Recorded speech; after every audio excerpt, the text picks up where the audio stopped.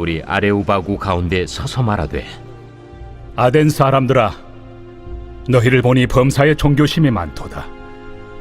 내가 두루 다니며 너희가 위하는 것들을 보다가 알지 못하는 신에게라고 새긴 단도 보았으니, 그런즉 너희가 알지 못하고 위하는 그것을 내가 너희에게 알게 하리라.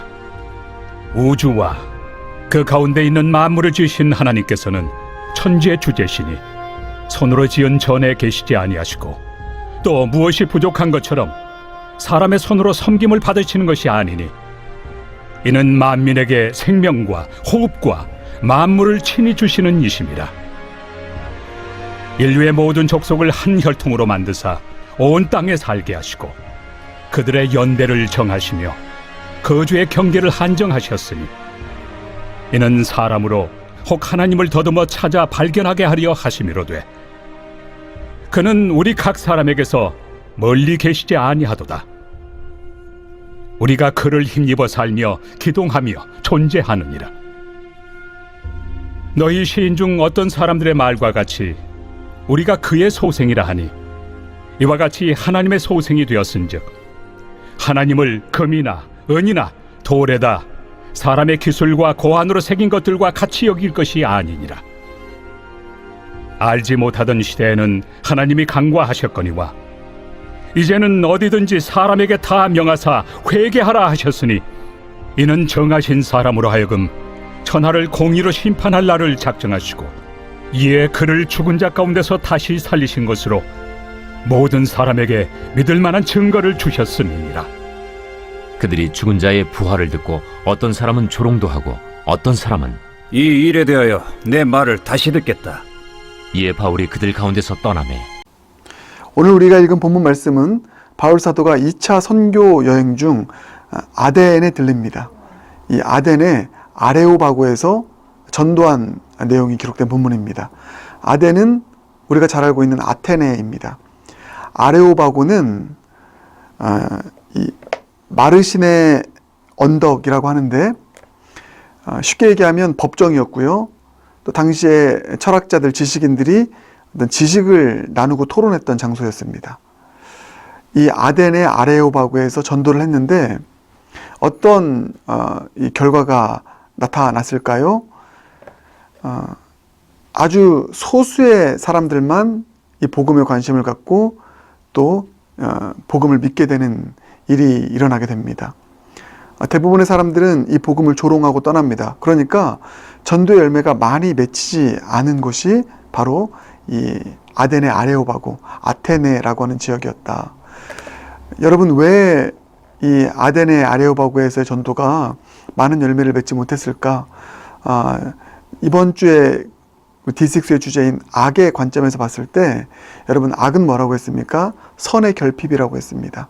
선으로부터 멀리 떨어진 것이 악이라고 했는데, 이 아덴이라고 하는 지역이 그 어느 곳보다 선으로부터 멀리 떨어져 있는, 선의 결핍이 있는 악의 집합체의 장소가 바로 이 아덴이라고 하는 곳이었기 때문이다. 이렇게 말씀드릴 수 있습니다. 어떤 차원에서 이렇게 선의 결핍, 선으로부터 멀리 떨어져 있는 악의 집합체가 아덴인가, 특별히 아레오바고인가, 악한 행위, 간음, 살인, 이런 것들도 있을 수 있겠지만, 그건 어느 곳에서나 있죠. 그렇죠? 어느 지역에서나 이런 것은 있습니다. 특별히 아덴이라는 곳은 이 지적인 차원에서 선으로부터 더 멀리 떨어진 곳, 가장 멀리 떨어진 곳이 바로 이 아덴이라고 하는 곳이다, 이렇게 말할 수 있기 때문입니다. 하나님의 진리, 선은 선하신 하나님이고, 또 선하신 하나님의 진리가 바로 선이라 할 수 있는데, 그 하나님의 선의 결정체라고 할 수 있는 하나님의 진리로부터 가장 멀리 떨어진 그 하나님의 진리가 결핍되어 있는, 가장 결핍되어 있는 곳이 바로 아덴이다, 아레오바고다. 왜요? 여러분, 이 아덴은 당시에 그리스 철학의 중심지였습니다. 그곳에서 플라톤, 아리스토텔레스 다 나오게 되죠. 세속적인 세계관, 세속적인 철학, 세속적인 지식의 가장 최선봉에 섰던 본산지가 바로 이 아덴이었던 것입니다. 그래서 세속적인 관점에서 봤을 때 이곳은 가장 지적으로 융성한 곳이었고, 또 많은 지적인 유산들이 축적된 곳이 바로 이 아덴이었습니다. 그러나 선하신 하나님의 진리의 관점에서 봤을 땐 이들은 가장 하나님의 진리로부터 멀리 떨어져 있는, 하나님의 진리, 선한 진리의 가장 대척점에 서 있는 세속적인 진리로, 세속적인 세계관으로 무장되어 있었던 곳이 바로 이 아덴이었고, 아레오바고 어디라고요? 세상 법정, 세상의 법과 세상의 어떤 지식이 집약되어 나타난 그곳이었기 때문에 이곳은 선으로부터 가장 결핍된 지적인 차원에서의 그 악의 본산지였기에 이들은 복음을 받아들일 수 없었던 것입니다. 사랑하는 여러분, 오늘날 이 시대가 갈수록 아덴의 아레오바고 같은 그런 시대 아니겠습니까? 세속적인 지식과 세속적인 세계관으로 무장했기 때문에 하나님을 믿는 것이 더 힘들게 되는 것이죠. 아무리 여러분, 제가 지금 천지창조, 창조주 하나님에 대한 설교를 했었고 9월 달에 이제 10월부터는 악에 대한 이 성경적인 관점을 얘기하는데, 여러분 이전보다 참 이 복음을 전해서 그 영혼을 설득하여 변화시키기가 힘든 시대를 살고 있다는 것을 저는 알고 있습니다. 참 힘겨운 싸움이에요. 왜 그렇습니까? 그만큼 이 시대는 아덴의 아레오바고니까.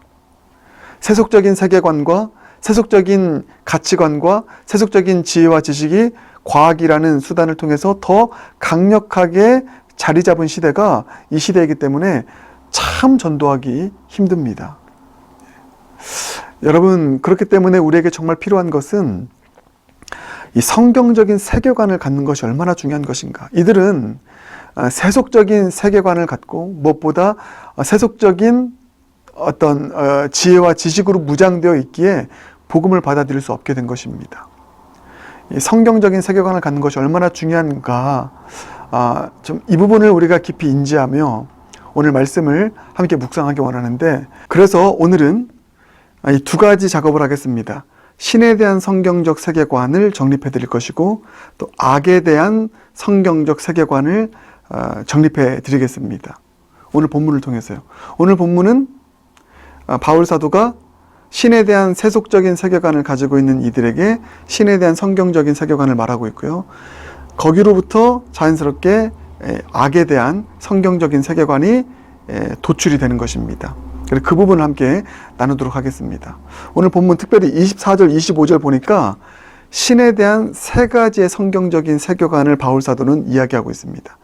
그러니까 이 신에 대한 성경적 세계관이 왜 중요하냐면 여기에서 이 악에 대한 성경적인 이 세계관이 형성되기 때문입니다.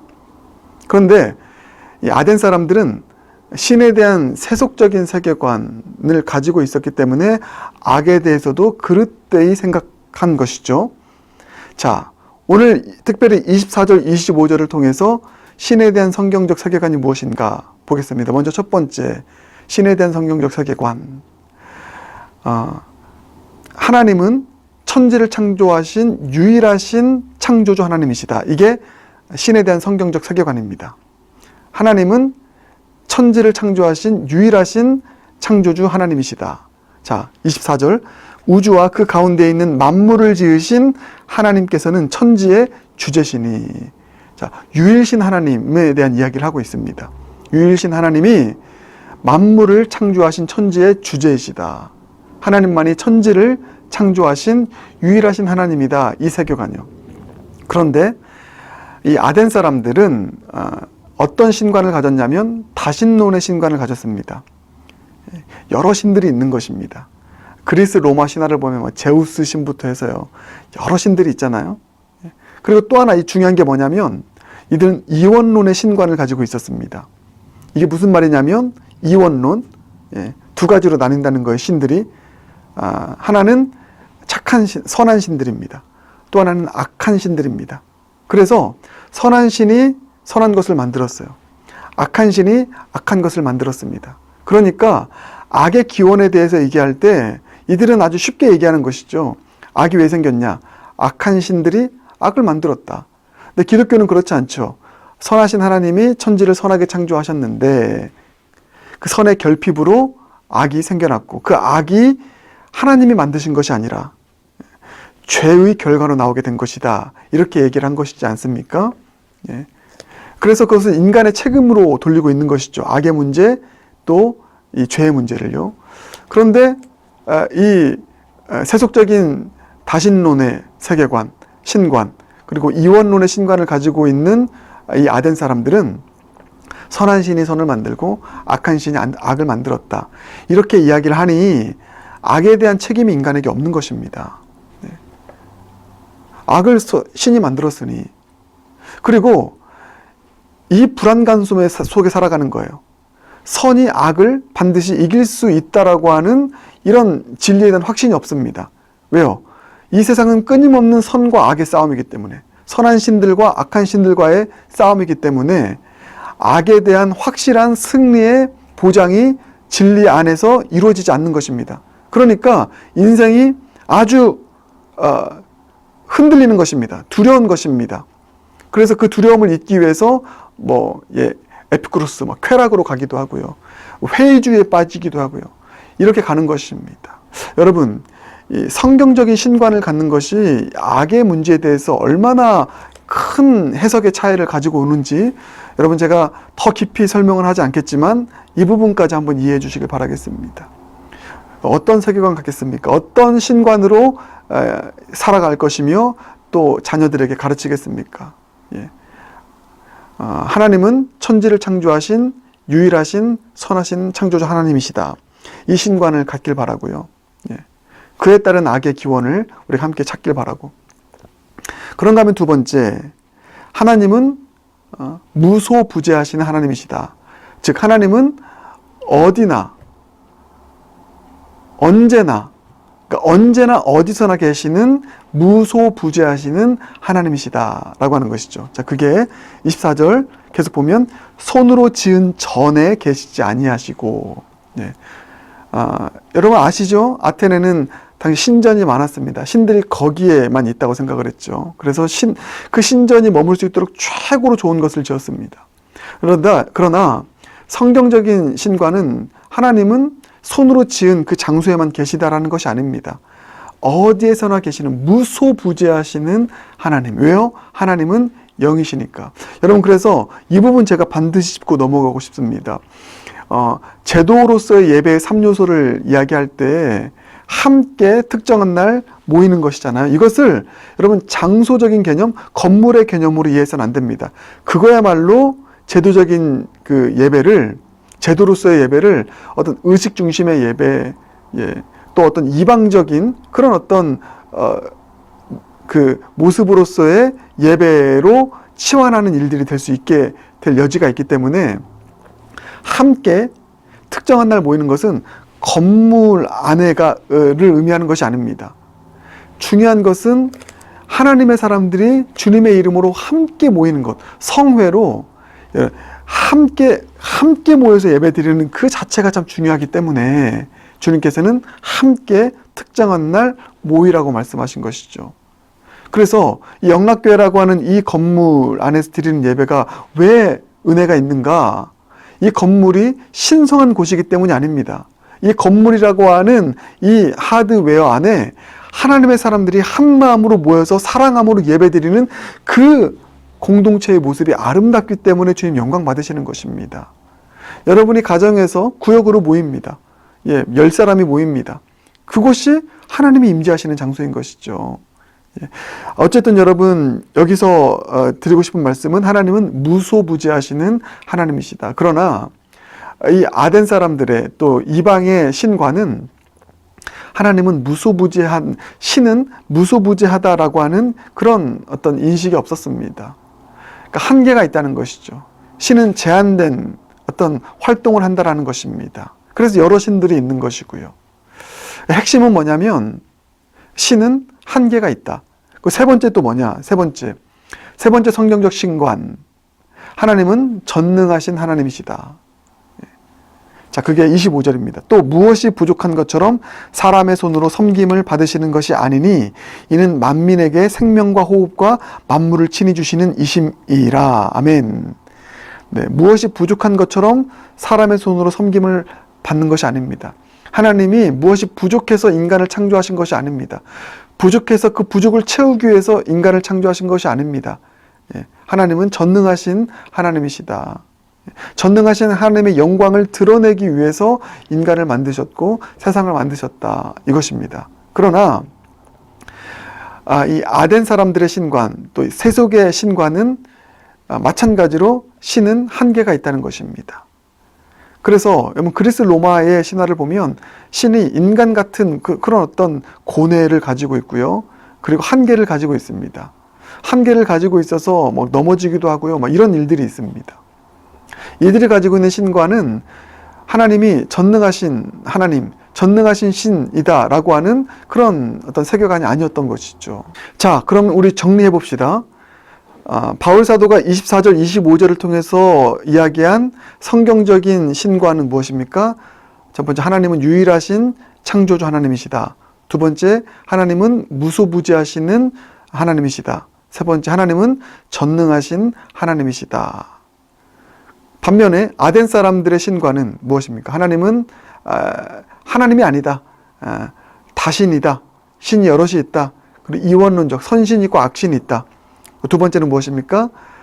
신은 무소부지하지 않는다. 또 세 번째, 신은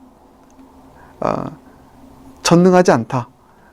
이 세 가지의 신관을 가지고 있었습니다. 그러니 여러분, 자, 이제 악의 문제와 연결시켜서 이 성경적인 신관과 세속적인 신관을 적용해 보면 성경적인 신관을 가지고 있는 자들에게 악의 문제는요, 하나님, 그러니까 전능하신 하나님의 그 능력과 그분의 일하심 안에서 극복할 수 있고 승리할 수 있는 그런 문제라는 것을 우리는 발견하게 됩니다. 그러나 세속적인 신관을 가지고 있는 자들에게 악의 문제는 풀기 어려운 문제예요. 때로는 그 악에 압도당하는 삶을 살아갈 수밖에 없는 그런 불안한 인생들이 바로 우리 인간의 인생이다 라고 하는 것이 바로 이 세속적인 신관을 가지고 있는 자들이 내리고 있는 악에 대한 결론인 것입니다.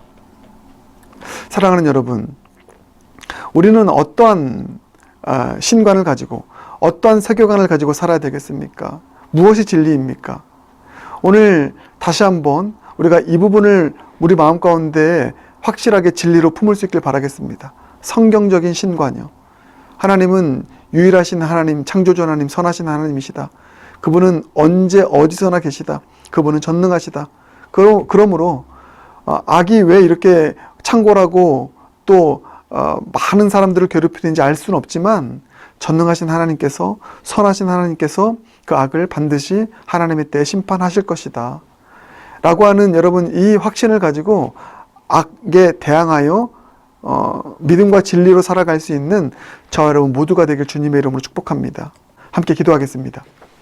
사랑해 주님, 이 시간 주님 앞에 간절한 마음으로 기도합니다. 우리 모두가 성경적인 신관을 가지고 또 악을 바라볼 수 있는 그런 또 세계관, 오늘 말씀을 통해서 우리 모두 가질 수 있도록 하나님 특별한 은혜를 베풀어 주시옵소서. 하나님은 이 세상을 창조하신 유일하신 창조주 하나님이시다. 하나님은 언제나 어디서나 계시는 무소부지하시는 하나님이시다.